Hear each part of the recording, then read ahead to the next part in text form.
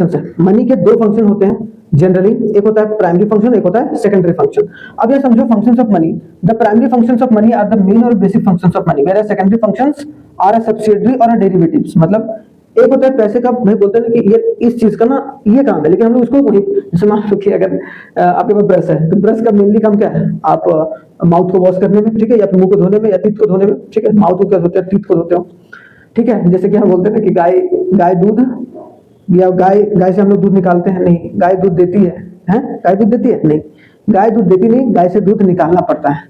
Same उसी तरीके से कामयाबी मिलती नहीं है, आपको कामयाबी हासिल करनी पड़ती है, आपको उसके लिए कुछ काम करना पड़ता है।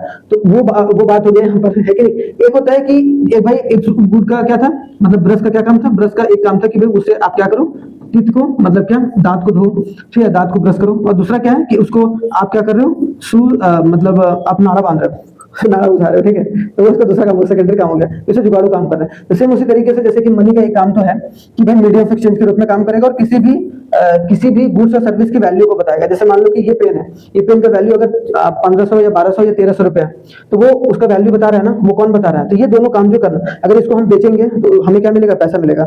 तो ये दो काम जो है वो मनी कर रहा है, ठीक है, शानदार तरीके से। सेकेंडरी फंक्शन है, उसके अलावा भी कुछ अलग काम करेगा, उसको हमने इसी से इजाद करा, या फिर बोला जाए इसी से हमने नेक्स्ट फॉरवर्ड एक स्टेप उसको बढ़ाया मनी के फंक्शन को, ठीक है।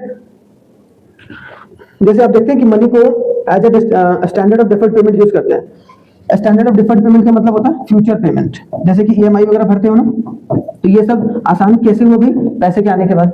तो स्टैंडर्ड ऑफ डिफर्ड पेमेंट के रूप में, और स्टोर ऑफ वैल्यू, और वैल्यू को स्टोर, जैसे आज मान लो 100 रुपए तुमने बैंक में रखा, तो वो क्या कर रहा है, वैल्यू को स्टोर कर रहा है। तो वो वैल्यू को स्टोर कर रहा है, इसका सिंपल सा मतलब क्या है कि वो आपका एक सेकेंडरी फंक्शन है। तो आप याद रखना, प्राइमरी फंक्शन में दो होता है, medium of exchange, measure of value, और सेकेंडरी में स्टैंडर्ड ऑफ डिफर्ड पेमेंट और स्टोर ऑफ वैल्यू, ठीक है, स्टोर ऑफ वैल्यू होता है, ठीक है। यहाँ तक